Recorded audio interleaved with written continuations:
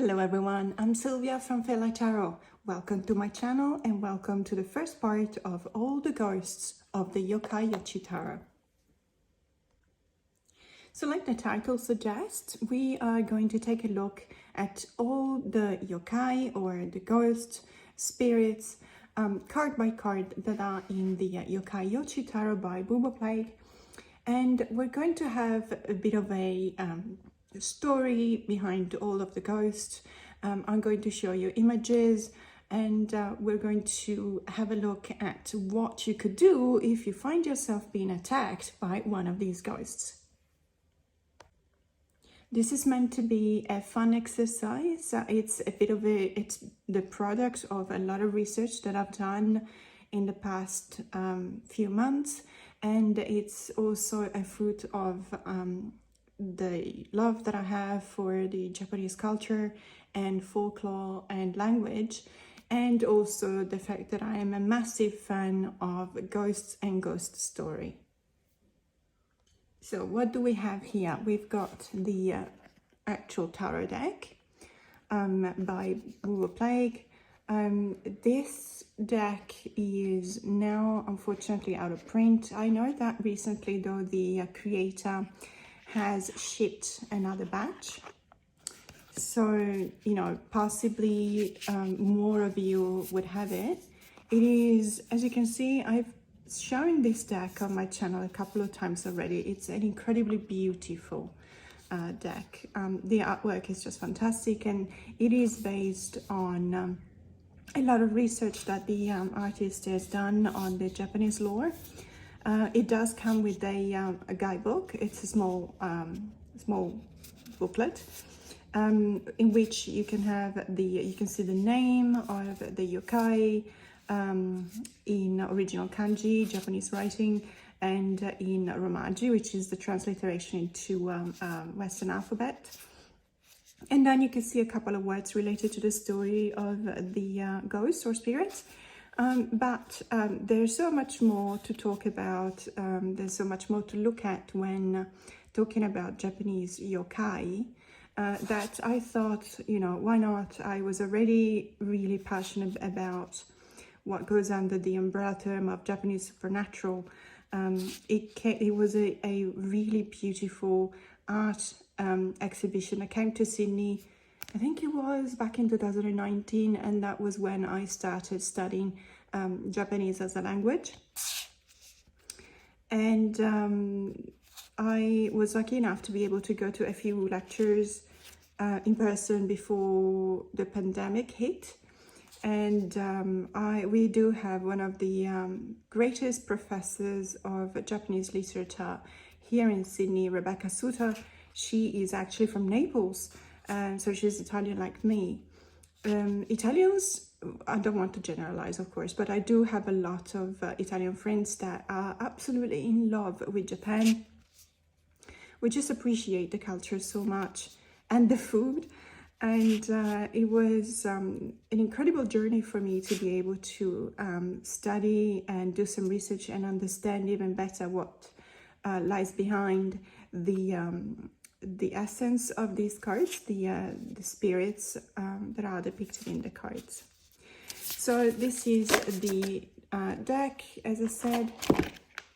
Then I've used a lot of links of internet research, as you can imagine, but I do have a few books that I had a look at.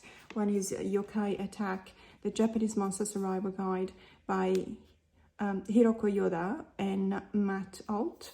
The illustrations are by Tatsuya Morino, and it's published by Tattoo. Now this is your Yokai Bible. It's got so many, I actually don't know how many in total there are here, but I was able to cover more or less all the 78 cards of the tarot. Some ghosts, I can tell you already, are quite disturbing, and some are quite fun. Almost all of them are very irreverent. So, okay, and some of them are actually very scary.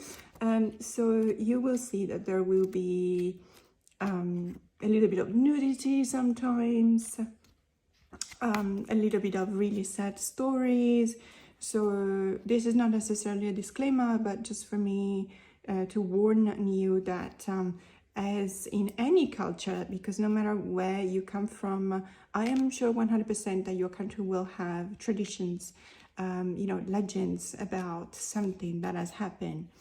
And some of them can be really scary. So please be warned that there will be some legends that are quite terrifying.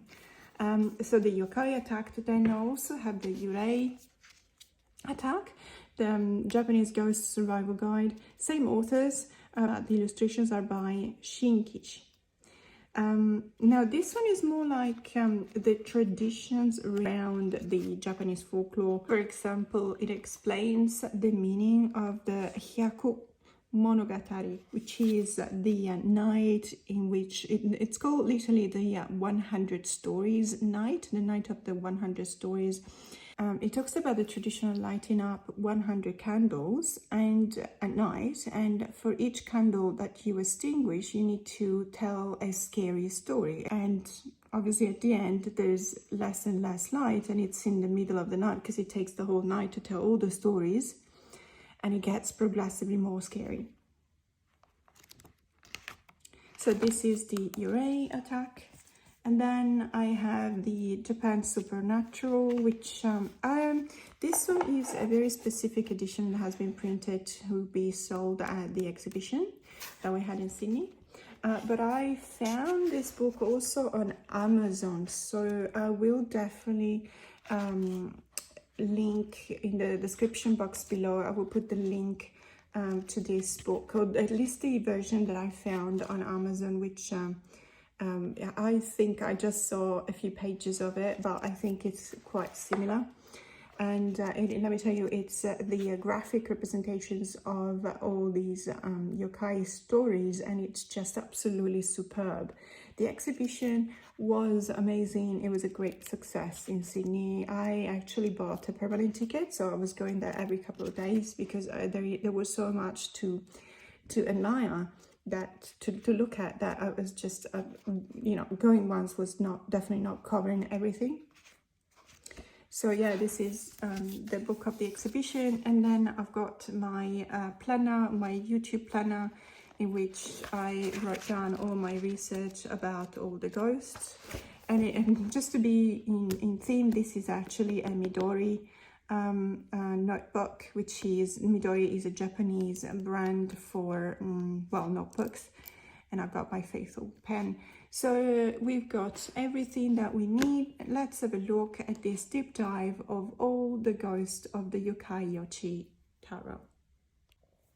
Okay, so here we go. Let's start with, obviously, the beginning, and the beginning is the Fool. Now, the Fool, the name for the yokai is Shiro Ukari, Ukari or Yukari. Now, this little guy is actually not that famous. There are yokais that are very easy to find, very easy to research. This one was a bit of an elusive one. I could, however, find a few words about it. And this one indeed looks like a ghost, in the sense that many other yokais are shapeshifters, and they may take on the shape of something, most of the times of humans, in order to trick them. We'll see that very soon. But this one does look like a ghost. Generally speaking, it's got a very large eyes, as you can see here, a very long tail that is always kind of sinewy, and it's whitish, and basically it looks, the word Yukari refers to the fact that it just wanders about, and it doesn't really look like it knows where it's going. If you do look for the origins, there's a few websites that say that it originated in the Edo period, because it was found in a few scroll paintings, but there's really not much more that I could find about the Shiro Ukari, which is the Fool. So this is the magician. The magician is the Tanuki. The Tanuki, contrary to the Shiro Ukari, which is the fool, is a very famous yokai. So much so that in some cultural references that I found, it says that it's the third most famous yokai in the whole Japanese lore.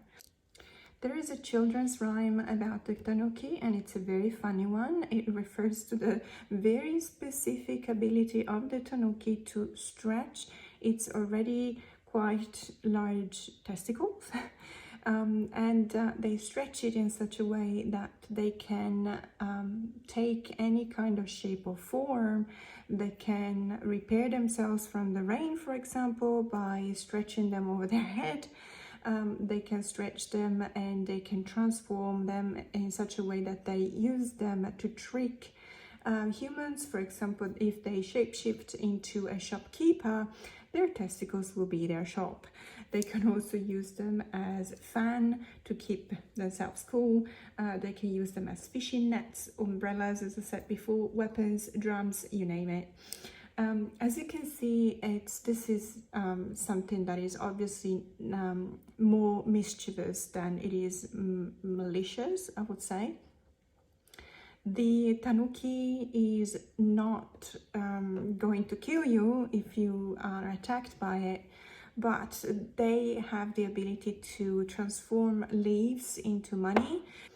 So it's a trickster, it's a typical trickster. But because of its magical ability, it's I think it's a perfect choice in this themed deck to represent the magician. So this was the magician with the Tanuki. And by the way, the Tanuki, I forgot to say that at the beginning, when it is in its normal, let's say, form before shape-shifting, looks a little bit like a dog. It's called some kind of a raccoon dog, or they also call it in different sources. I found the name Japanese badger. In any case, it does have this kind of canine form. The High Priestess is the Rokurokabi. Now, this is one of the most famous yokai I've ever seen. It's depicted pretty much in any book about yokais that I've had a look at. And it's a very recognizable ghost as well. Now, they take the shape and the form of a woman. Sometimes in some literature it says that they also take the shape and the form of a man, but it's 99% of women. And there's two, it is divided in two. So the Rokurokabi is the one that has a very long and stretchy, sinewy and pulley kind of neck, as you can see from the image. And during the day they look perfectly normal, like a woman, for example. As a matter of fact, it is said to be of a youthful and attractive appearance. They have normal lives, they get married. They can have, you know, they just go around the house doing their chores, or they do their jobs, or they have pleasant conversations with friends, but then at night they actually transform into what you can see here. Now there's two, let's say, subcategories of the Rokurokabi, and one of them is the one that has a really long and stretchy neck, and what they do at night, the neck stretches out and it just wanders, the head still attached to the neck just wanders around and it looks for food. Now it is said in many different, I found two contrasting sources. In one it says that they actually feed on oil lamp, so they basically, whenever they see an oil lamp, they lick the oil around it, and that's their food, let's say. But in another source I read that they actually feed off the chi. So the chi is the element, the spiritual flow of the essence of human beings, and it can also be translated as vitality. And they feed off people's vitality. However, believe it or not, this is not the most scary of the two. The second type of Rokurokabi has the peculiarity that the head completely detaches from the neck, and when at night it wanders, you can definitely just see the head floating around looking for food. And in this case, the food that they prefer, the second type of the Rokurokabi, is also human flesh. So it is definitely much worse when it concerns an attack to humans.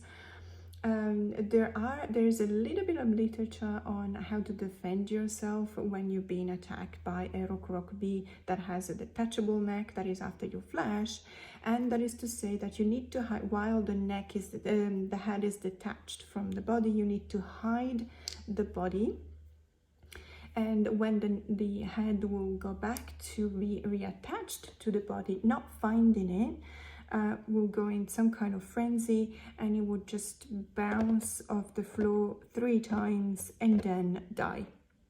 So that is, let's say, one way to defend yourself from an attack of the Rokurokabi. Now, the Empress is a bit of a mix between a well-known yokai and a very specific event related to this yokai. The yokai is the kitsune, so the fox, which is traditionally a guardian animal in Japan, but in many cultures around the world is a magical animal and is also a shapeshifter. And but in this case, as you can see from the attire that is worn by the kitsune, we are referring to the kitsune no anayome. Now, it means that it's the bride fox. Now, in the yokai tradition, what I found most of all is something called kitsune no yomei, which means the wedding, so the event of the wedding of the fox bride. Let's say that that's something that we can translate this way.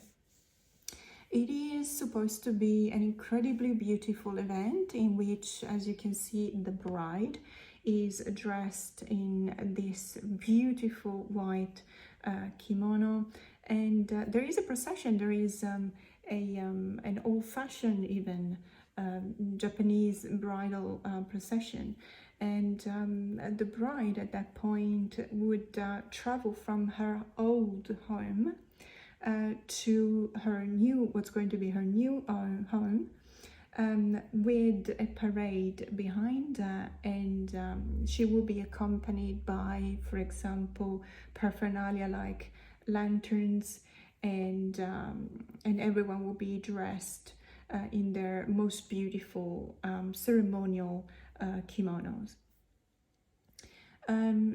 Now, generally, this event can also signify a sun shower, and that is referred to the atmospherical event in which there is, whilst it's raining, but the sun is still shining. The kitsune would make it rain during their own weddings, so that the humans wouldn't go up to the mountains where the wedding was taking place, and so they couldn't see what they were doing. They couldn't spy on them.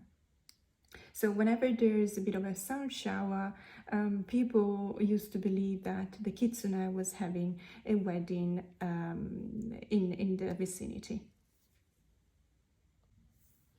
And as we could have imagined, the emperor is the kitsune no shinro, and that's obviously the groom, so that's the perspective of the empress. The empress is the bride of the fox's wedding, and the emperor is the groom in the fox's wedding.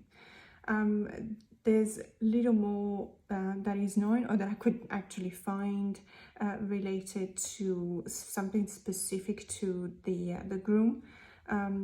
There seems to be more literature related to the bride, but if we just put them together side by side, we can see how beautiful they are. What I especially like is the fact that they are sitting in the same position, and they are facing each other, even though they're not looking at each other. It looks like they have their eyelids closed.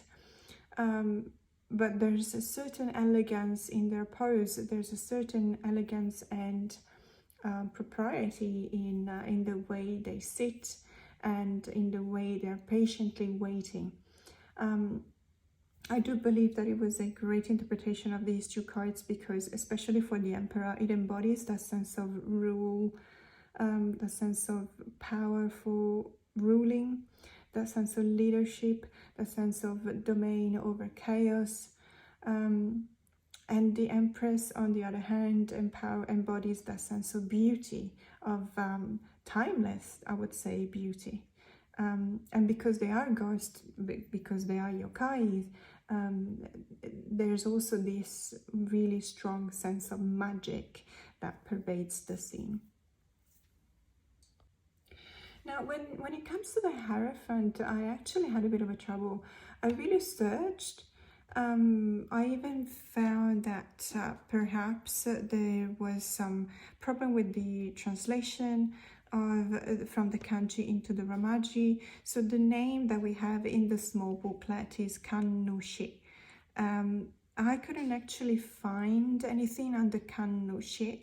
What I did find is that whether in the booklet it refers to the Shinto Priest.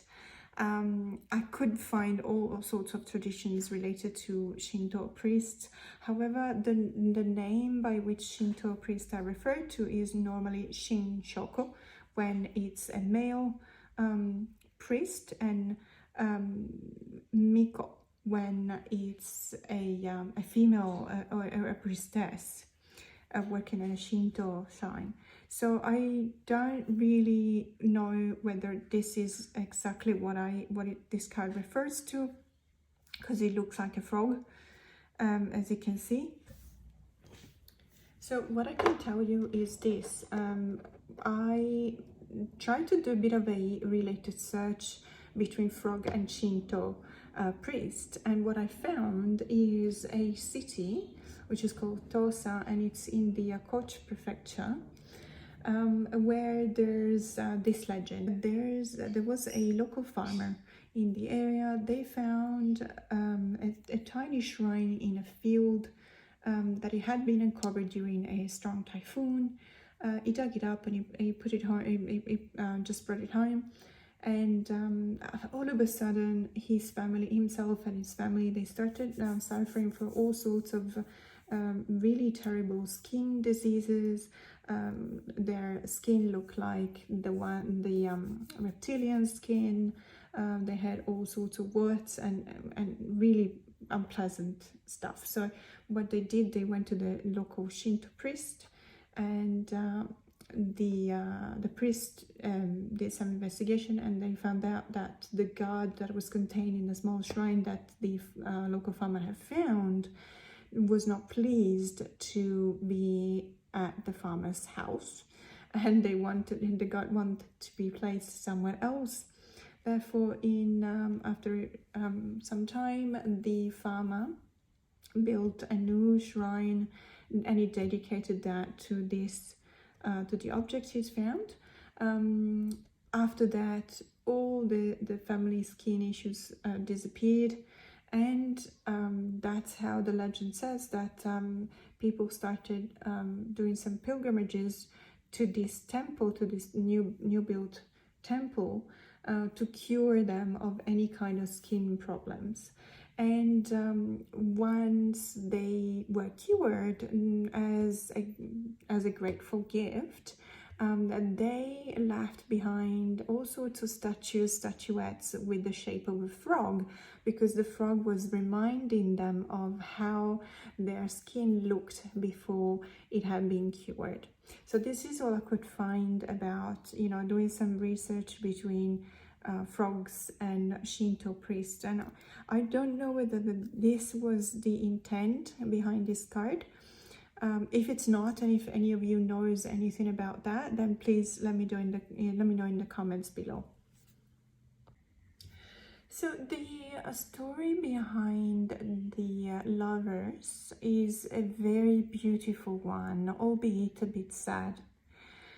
So the name is Nure Onago, This could be translated as the wet girl, or sometimes you can find it also called Nure Hanayome, which is translated as the wet bride. This yokai often appeared as a girl, like a homeless girl with, wet, soaked clothes, looking miserable, malnourished, and alone. And it is said that sometimes, especially in the coasts and along the rivers of the islands of Shikoku and Kyushu, people would find, and they would see these young girls lost and really soaked through and through, and they felt sorry about them, and then they would just get close to them and try to help. And whenever they get close enough, the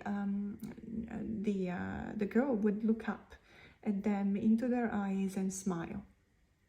Now, if the person was smiling, the man in this case was smiling back, then the girl would follow up the person who smiled, the stranger who wanted to help, and they would stick by them forever, the whole life.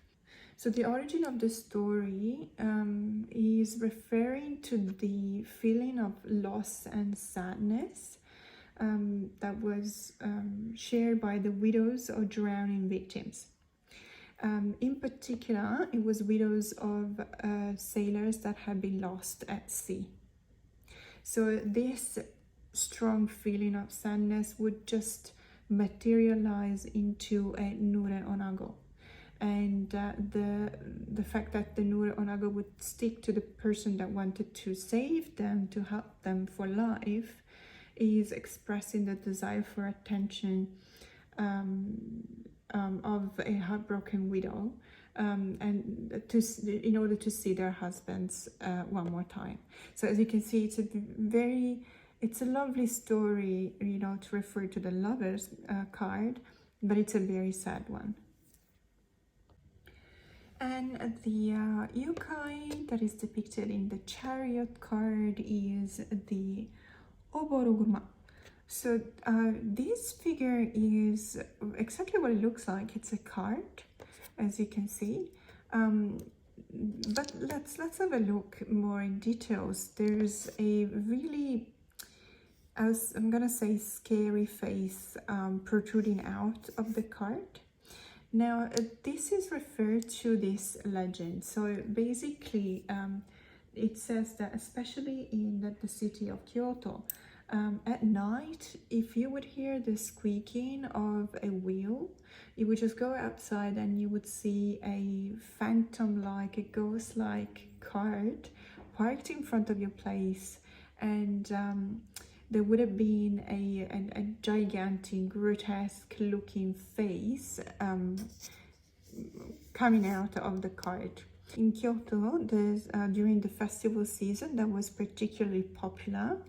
There would have been some, for example, some hanabi, some fireworks, and everyone coming from the province would rush to get to the city with their carts in order to be able to obtain a prime spot, prime location, in order to be able to have the best view over the events of the festival. And now it could get really crowded, as it can get really crowded today, to find a parking spot. And sometimes the drivers of the carts would literally smash into each other, just try and find the perfect spot. And it is said that if a famous nobleman was not quick enough, or their own cart was not quick enough to find the best viewing spot, they will really lash out. They would be very enraged, creating this, building up on their rage and creating this legend, this myth of the scary, angry face coming out of a cart. So the yokai behind the Justice card is actually very famous, and it's the famous god Kilin.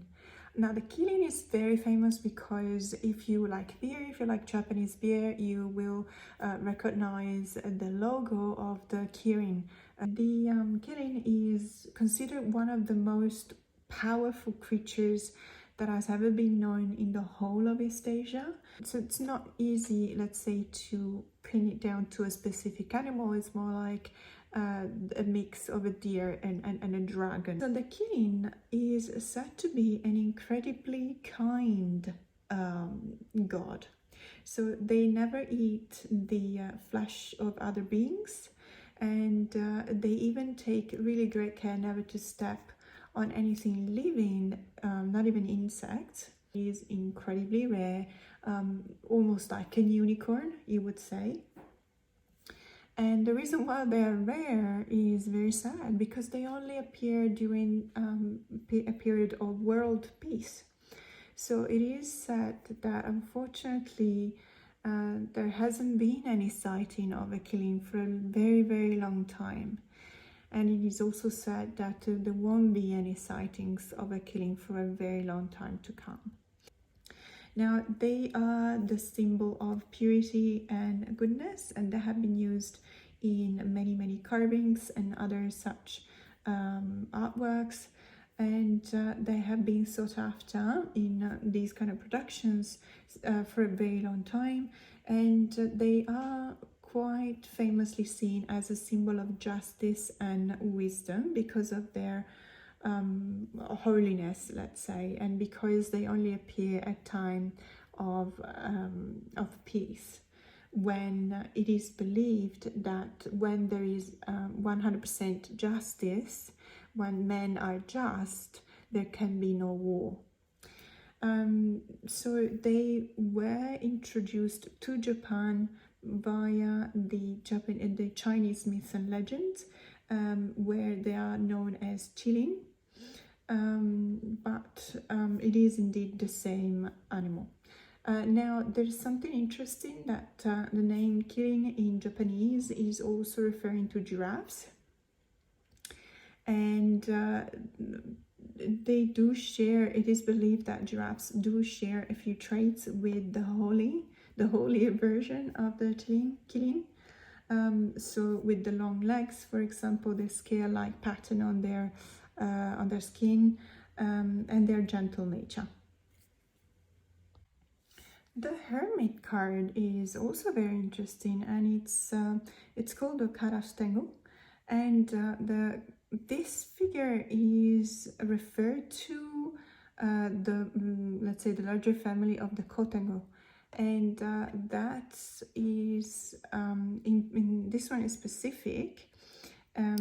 Is a large bird of prey. You could probably spot it because it's often covered by a monk robe.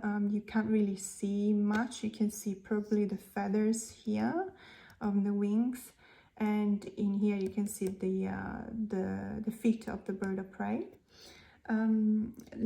So they have human-like characteristics, and they often wear robes that are typical of mystical hermits. And this figure is called Yamabushi, and sometimes they can also carry weapons, or sometimes they actually steal items from humans or also from temples. They behave like savage monsters. They don't necessarily have a good reputation. They tend to live a solitary life. On rare occasions, though, they do band together or with other yokai in order to accomplish what they're after. They accumulate hoards, they collect and trade whatever they steal, they swap it, and sometimes that includes also magical items. When they are upset, they absolutely go on a tantrum, and they go on a destructive rampage.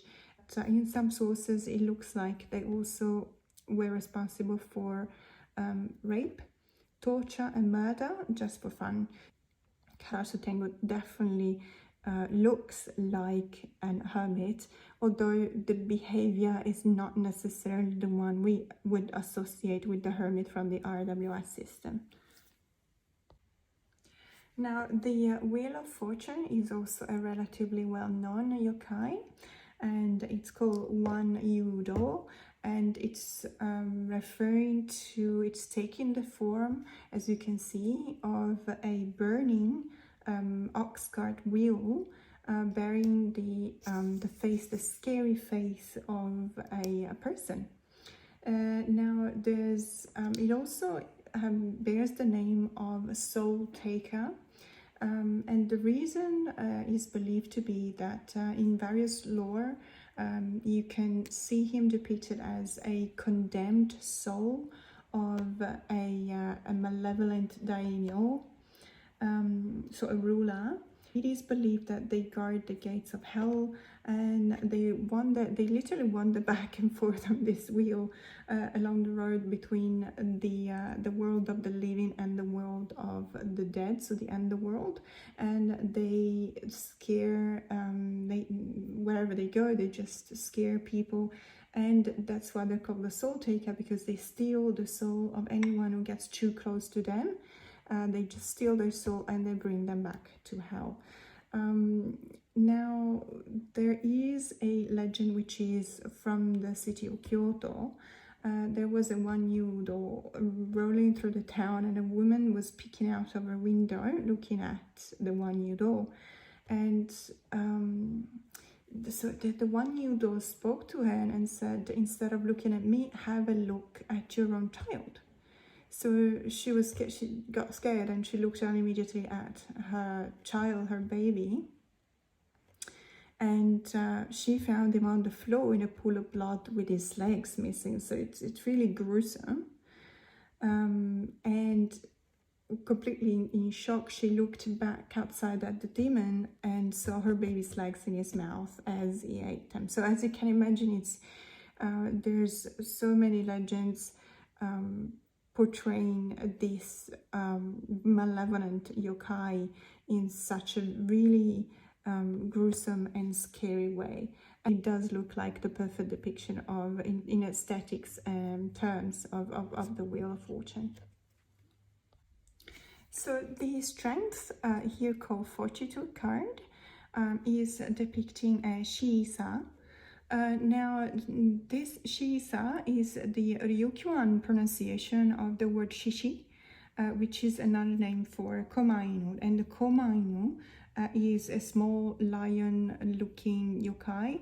In this particular case, the Shiisa, so the specific yokai from the Ryukyu Islands, is found all throughout Okinawa. And they live in proximity to humans. As a matter of fact, they are said to be living in pairs. So there will be two of them, but sometimes also on their own. They'll be found on rooftops. They are literally perched on the roofs of houses, and they are seen as guardians. So that's why they have this mix of a lion and dog essence to them. You can also find them throughout all Eastern Asian traditions. For example, they are quite famous in the Chinese tradition as well, called Shishi. And in the Imperial Palace, for example, in Beijing, you can also find them, the statues of the Shishis there. But the Japanese Komainu in specific are used as a shrine guardian. So in the archipelago of Ryukyu, they are also used as house guardian or village guardians. So you can literally find them perched on rooftops, or a gate, for example, or a castle, or even grave sites. Now, when it comes to the Hanged Man, which is called the Sagali, I haven't found that much. I did find the reference to this yokai, which is basically a strange being that is found in Western Japan on Kyushu, in particular in Okayama. prefecture, and it takes the shape of a horse's head. As you can see, somehow, I guess you can tell that's a horse's head there, and it's hanging from trees, in specific from hackberry trees, and sometimes it just drops on the ground whenever there's travelers passing below it, in order to scare them off. Sometimes if you're a traveler and you hear some screaming, some whining, you may be careful. You have to be careful because there might be a Sagali nearby, which means that you know, it doesn't necessarily attack you, but it could drop on top of you, which is not exactly the best thing to happen to someone who's traveling. There is some discussion about the origin of this yokai, and it is said to come from the spirit of horses that died on the road, and unfortunately they are just discarded and left there to rot, literally where they fall.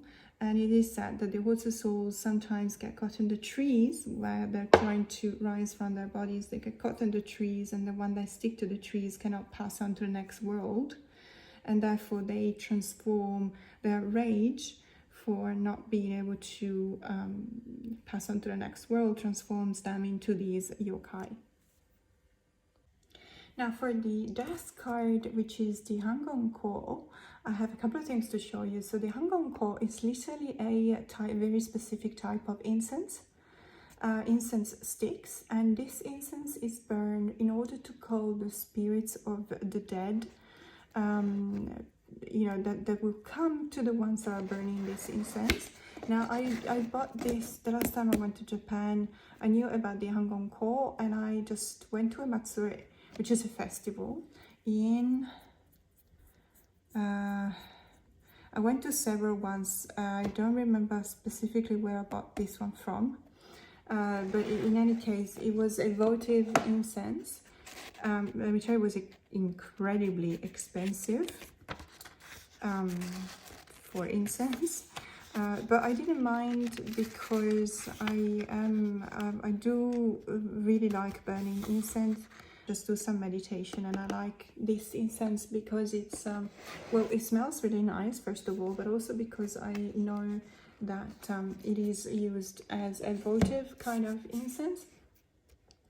And yeah, this incense is basically used, well, it was imported from China apparently, and it has the power of bringing forth the spirits of the dead.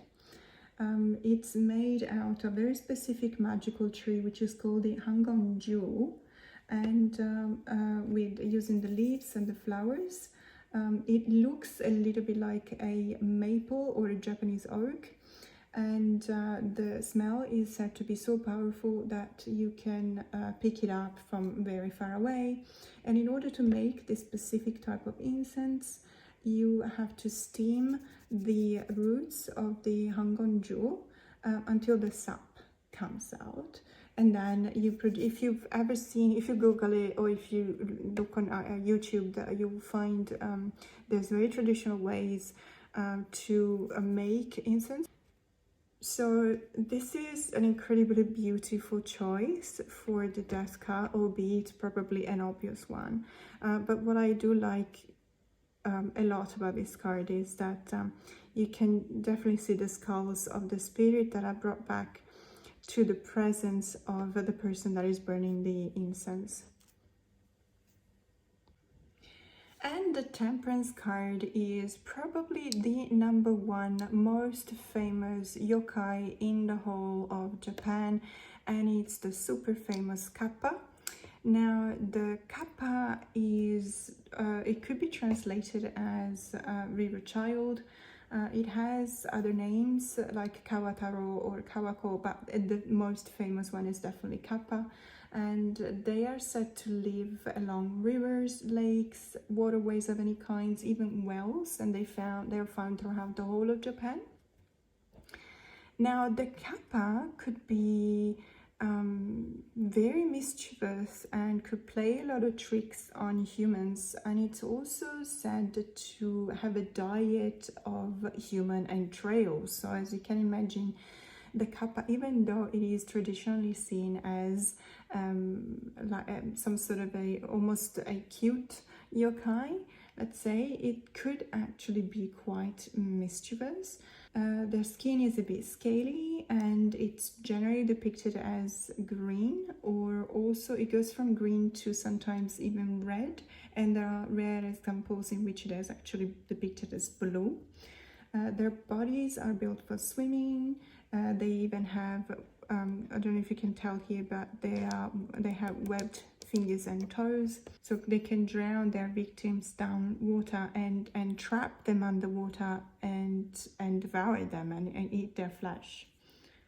So there's not much hope for escape if you cross a Kappa in the water, unless you've given some offerings. On the land instead, you have more chances, and it's, you know, for example, it is said that if you bow to them, they feel obliged to bow back, and it can actually trick them into bowing so low that the water in the dish on his head spills out, and therefore they're paralyzed, and that way you can actually run away. Yokai chosen for the devil is the Takaishi, which could be translated as the charm thief. Their appearance resembles a spirit wearing a kimono, basically with long hair. It's humanoid in shape, but it's very it's almost translucent in its ghostly appearance. Basically, the fuda, the word fuda is referred to a charm. It's made out of, it's strips of paper. I don't know if you've ever seen that, but basically there's strips of paper containing only images or even writings, such as, for example, the name of a god, a sutra, which is a prayer, and they're used to ward any kind of area where they're situated, you know, to ward it from evil forces. Now, generally speaking, when a place is warded with a fuda, yokai are not able to enter the building. But the fudakaishi will be able to steal these charms, remove them from the place, and therefore letting the yokai get in freely. Since they cannot themselves touch the fuda, they need to convince the human by tricking them to remove it. And they can threaten them, they can bribe them, they can promise something like richness, for example, or health or love, anything. They will promise anything in order to convince the human to remove this wording, this fuda. And once they succeed, they can then obviously enter the place. You can see the fudas here, you can see the spirit here, you can see the human that is trying to defend themselves against you know, the spirit, the yokai. And I believe that the devil can be seen as the seducting power, the power that promises you anything your secret desires, anything you want to achieve in order to be able to possess you. I think it's a really beautiful way, and it's a very great match between the essence of the yokai and the essence of the card. And the tower here is the Raichin, also called Raiju, and it can be translated as the thunder god. It's also known as Kaminari-sama or Rairen-sama. In other places, also Narakami.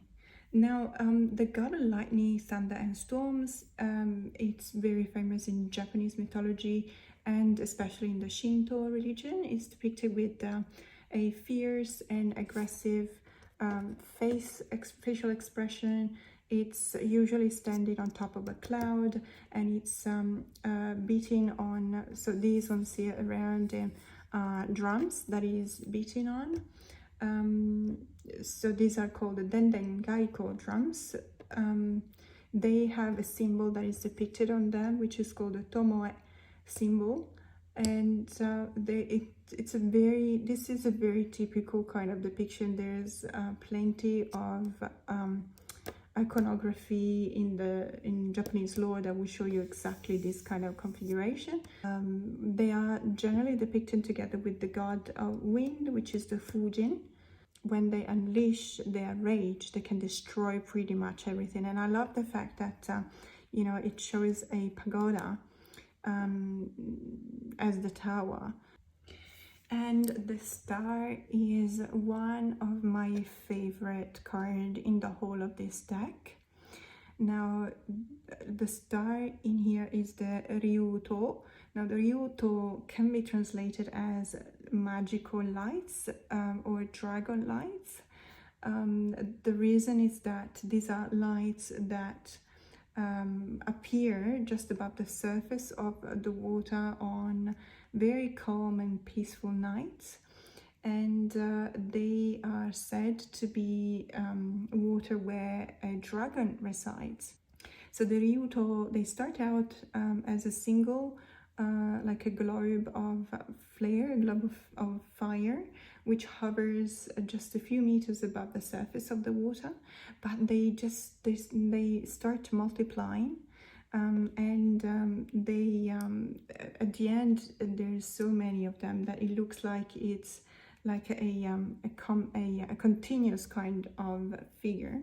And they float about along the water, they stretch, they shrink, they change also their shape. Some of them sinks back into the water, others just float up into the sky, and they can also nestle into the treetops. And at dawn, they just merge back together into just one orb, one big orb, and then they just vanish back into the water. This is my second favorite card in the whole deck, and it's the Moon card. And the depiction is the one of the Gyokuto. The Gyokuto is the jade rabbit, and it's also called Tsukino Uzagi. And it's basically a rabbit. It's, well, as you can clearly see. So the appearance is related to the fact that sometimes on the moon you can see dark spots, and the dark spots that are visible when the moon is full are said to resemble a rabbit that lives in the moon.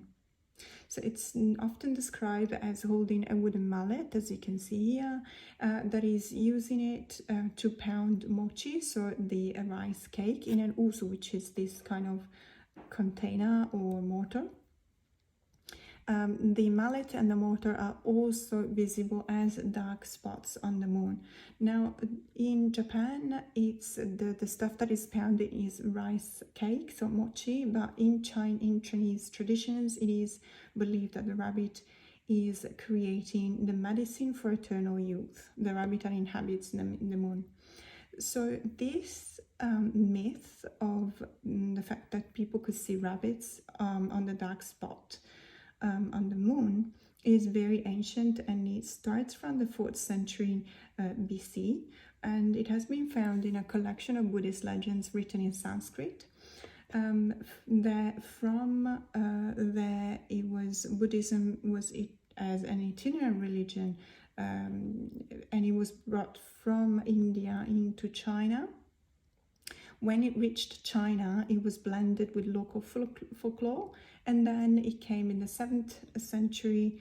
It came into Japan from China, and it was adapted and adjusted again to fit the local Japanese folklore. And a very similar tradition we can find when we look at the yokai that has been chosen to depict the sun, which is the Yatagarasu. It's an incredibly huge crow that lives in the sun and is said to have 3 legs, as you can see here. Now, this legend is also very ancient.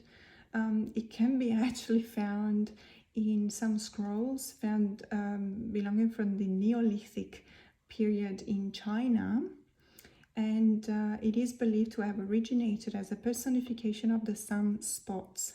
Now, the same way in which the dark spots on the moon face were believed to depict to be rabbits, the sunspots were believed to look similar to a crow. So this three-legged crow has been used in symbolism, both religious and astrological, both in China and Japan. Now the three legs, so the reason why the crow is represented with three legs is because they represent the heaven, the earth, and humanity, while the figure of the crow itself is representing the sun. And the yokai that we find depicted in the judgment card is an incredibly powerful figure. It's called the Enma Dayo. Dayo is the ruler, the king. So this is the King Enma. Now this is said to be the ruler of hell and the most important of all the 13 judges of the dead. As you can see, he is depicted as wearing the robes of a. This is supposed to be an ancient government official from the Chinese Tang dynasty, which is very specific. And he is often depicted as a fearsome, gruesome expression upon his face. He is generally served by a number of secretaries, and there's also a number of other demonic servants at his feet. His name is often invoked by parents who scold their children. So basically, this made me laugh because I did not have Japanese parents, but my parents also whenever they wanted to scold me, whenever they wanted me to behave and not throw a tantrum, they told me that if I didn't behave, the Babao would have come. Everyone knows what the Babao is supposed to do, which is, do unspeakable things to you, incredibly scary things to you, but not everyone can actually describe how the Babao looks like. And the major duty of the Enma is to judge the souls of the newly dead and to send them on either to, hell, the good side or the bad side. And as you can see here, he keeps a scroll in which he reads out the records of all the good and the evil deeds for each and every person that comes in front of them to discuss whether they should go one way or the other. This one also has origins that lie in India, in the Vedic mythology, in which he is actually known as Yama, which is traditionally the god of death. And then from the Vedas, the idea of the Yama has spread into Hinduism, Sikhism, and therefore Buddhism. And as we said before, because Buddhism was an itinerant religion, it traveled into China, bringing the Yama with it, and then it mixed with the local religions and superstitions, and then it was brought onto Japan during the Tang dynasty. And it also took upon a more local kind of depiction. It is an incredibly apt figure to represent the card of judgment. And with the world, which is the Shishin yokai, we conclude the first episode of all the ghosts of the Yokai Yochi Tarot. Now, the Shishin is both a spirit of Japanese law named Shishin and of Chinese law named Sisho. And basically you can see that it's got 4 animals. One of them is a tortoise. It's impersonating the black warrior with the keywords as north, winter, black, and water. The white tiger, this is signifying the west, fall, white, or metal. The red bird, which is the phoenix, with the south, summer, red, and fire, and the dragon with east, spring, blue, and wood.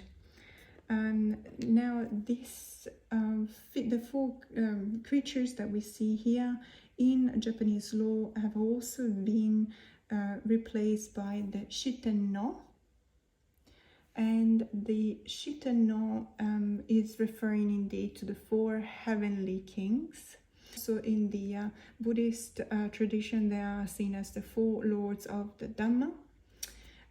They are also seen as the four keepers of the world, Gosa Shitano, or also members of the temple, which is the Sanskrit translation of Deva. We've seen all these yokais personifying the cards throughout the major arcanas until up to the world card. Now, this is the first episode. It was a rather long one, so what I'm doing, I'm actually splitting the entire deck into 5 different parts. So the first part, as you've seen today, is looking at all the major arcanas, and then we're just gonna have a look at one suit at a time. But this was incredibly fun for me and very informative. I hope that you enjoyed this video. If you did, then please consider subscribing to my channel. More to come. Have a great day.